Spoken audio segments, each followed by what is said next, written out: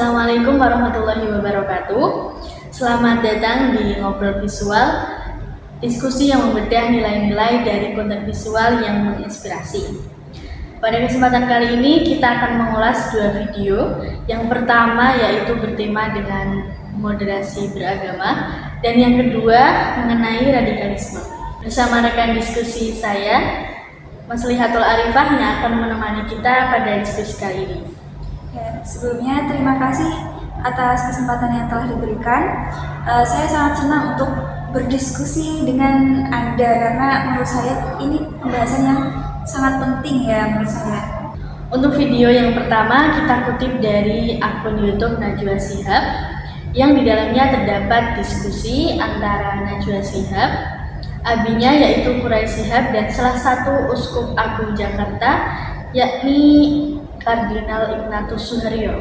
Di situ mereka membahas tentang persahabatan lintas agama yang menyoroti salah satu figur sentral dalam dialog antar agama yaitu Paus Fransiskus dan keteladanan dari seorang Paus Fransiskus.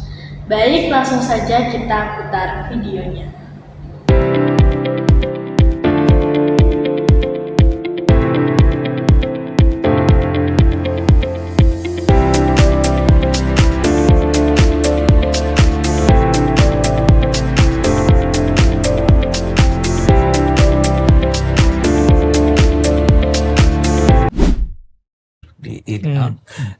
Yang menarik bahwa dalam pidatonya itu beliau menyinggung suatu ungkapan yang pernah diungkapkan oleh salah seorang sahabat Nabi Muhammad.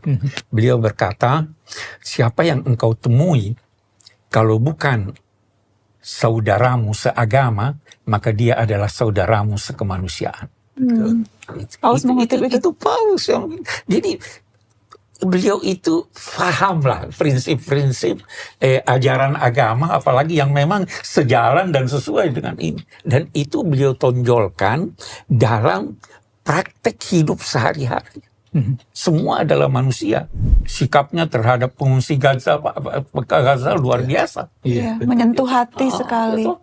Jadi sahabat, ini orang sahabat. Gitu.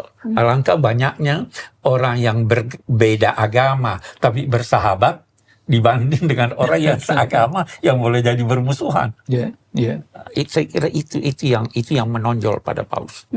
Ya. Dan kalau berbicara tentang kesederhanaannya dan ininya, itu ada di waktu sebelum penandatanganan naskah kemanusiaan itu.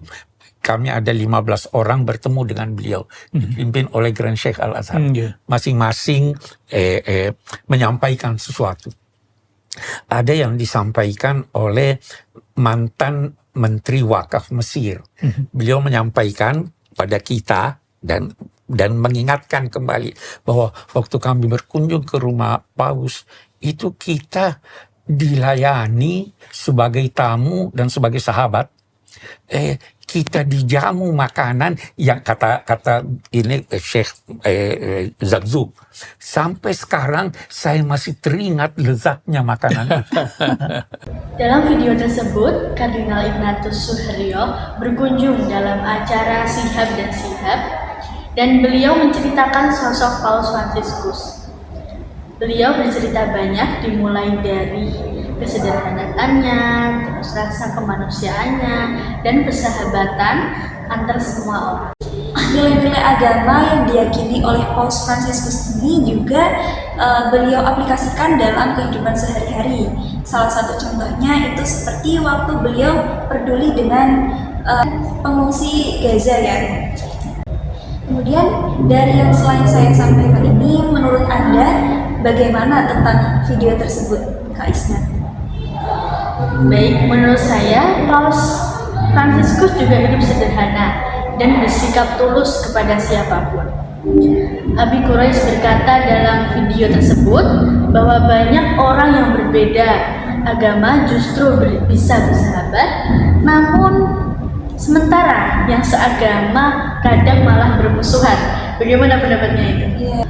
Iya Kak, benar sekali. Di zaman sekarang ini banyak ya yang kita seagama, tapi kita malah bermusuhan. Sedangkan banyak juga yang berlainan agama, berbeda agama, tapi kita tetap bersatu. Nah, dia itu berarti mengamalkan nilai toleransi dalam kehidupan. Seperti itu. Nah, semua ini menunjukkan bahwa moderasi berarti hidup rukun, saling menghormati dan peduli pada sesama tanpa melihat perbedaan keyakinan. Ya benar sekali Kak.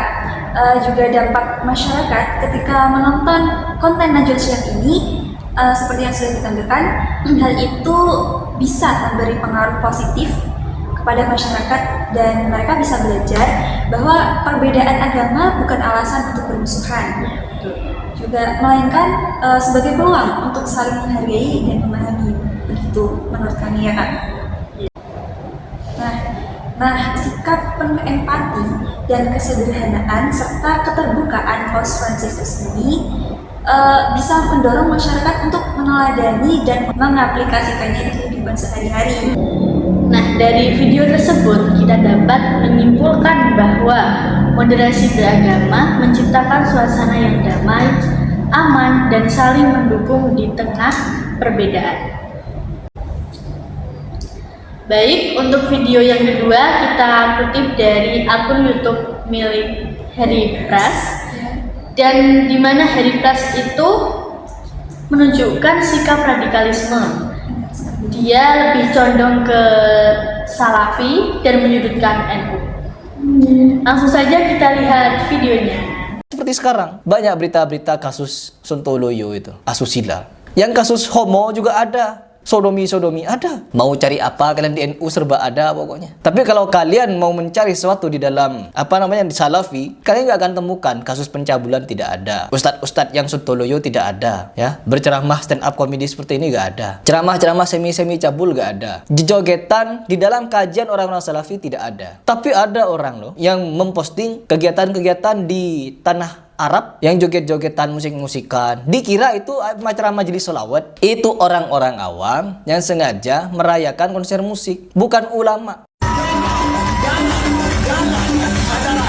Kata si paling ngerti agama, konser di Arab meneriakan kalimat Ya Allah sambil joget metal. Mengaku si paling ngerti agama, tapi bahasa Arab saja tak bisa. Abangku, itu meneriakan kalimat Yallah yang merupakan kalimat ajakan yang artinya ayo. Contohnya Bang Dodo. Lagi pula di setiap tempat itu pasti ada yang beriman dan ada yang bermaksiat. Bahkan di zaman Nabi saja masih ada orang Arab yang berbuat maksiat. Contohnya Abu Jahal dan Abu Lahab. Serta ada nabi palsu setelahnya. Jadi wajar saja di akhir zaman demikian. Karena sunatullah, penyampaian Nabi di akhir zaman. Yang penting itu bukan di base camp Salafi, yaitu 2 kota suci. Dan kenapa menyoroti Arab? Orang Arab konser itu, mereka tahu sedang bermaksiat. Tapi kalau kaum New Green Tea, konser itu dibalut dengan solawat, biar halal. Ini semua membuktikan siapa yang suka membuat berita dusta, pemecah belah, dan sering membuat fitnah. Ulama di tanah suci, Mekah, Madinah sudah berusaha sekuat tenaga untuk tidak membenarkan adanya hal seperti itu. Kalau di Indonesia beda lagi. Ya oknum-oknum ulamanya yang bikin Sontoloyo. Begitu teman-teman. Jadi mari hati-hati.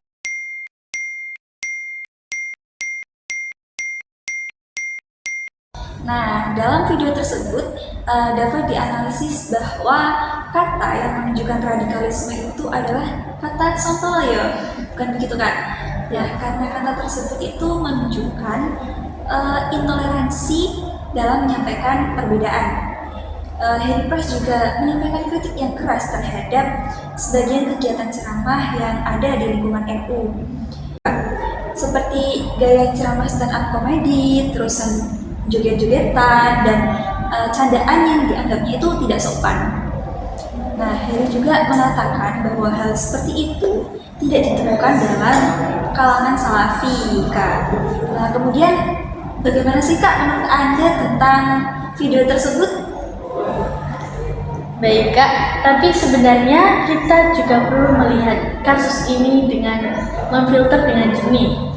Setiap kelompok pasti punya anggotanya masing-masing, dan tidak semua perbuatan individu itu mewakili semua ajaran kelompok secara keseluruhan. Kalau ada ustadz yang melakukan kesalahan, bukan berarti semua ustadz dalam satu kelompok itu sama. Gaya ceramahnya juga berbeda-beda. Ada yang serius, terus ada juga yang pakai humor agar dakwahnya itu bisa tersampaikan lebih mudah kepada kalangan awam. Sekali, menurut saya juga ketika kita berdakwah, ketika kita menyampaikan sebuah informasi pada orang itu, kita harus melihat siapa sasaran kita.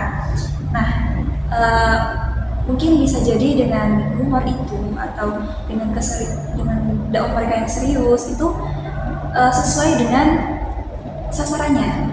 Cara menyampaikan kritik dan berpendapat itu juga penting. Kalau pakai kata-kata kasar dan menyudutkan, bisa jadi orang yang lain itu bisa tersinggung gitu kan. Konten hari pers yang sudah ditampilkan tadi bisa berdampak besar bagi masyarakat awam, karena belum tentu mereka bisa membedakan opini pribadi dan fakta yang objektif. Ketika sebuah kelompok agama disebut menyimpang secara terus-menerus, apalagi dengan kata-kata kasar, bisa jadi masyarakat mudah terprovokasi atau terbawa arus, lalu ikut membenci tanpa mengetahui fakta sebenarnya. Ya, benar sekali.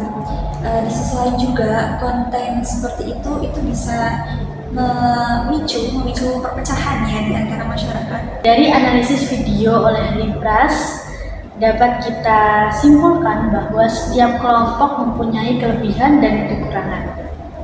Jangan cepat menilai hanya dari segelintir kasus seperti tadi. Terima kasih Kak untuk bisa hadir dalam diskusi ini. Ya, sama-sama Kak Isna. Terima kasih juga telah menjadikan saya sebagai rekan diskusi Anda. Semoga pada diskusi kali ini kita dapat mengetahui betapa pentingnya toleransi dan moderasi beragama dalam kehidupan masyarakat dan pentingnya menyampaikan pendapat secara toleran tanpa tergantung terhadap suatu kelompok. Baik, sampai di sini video yang kita bahas hari ini. Sampai jumpa pada ngobrol visual selanjutnya. Wassalamualaikum warahmatullahi wabarakatuh. Waalaikumsalam.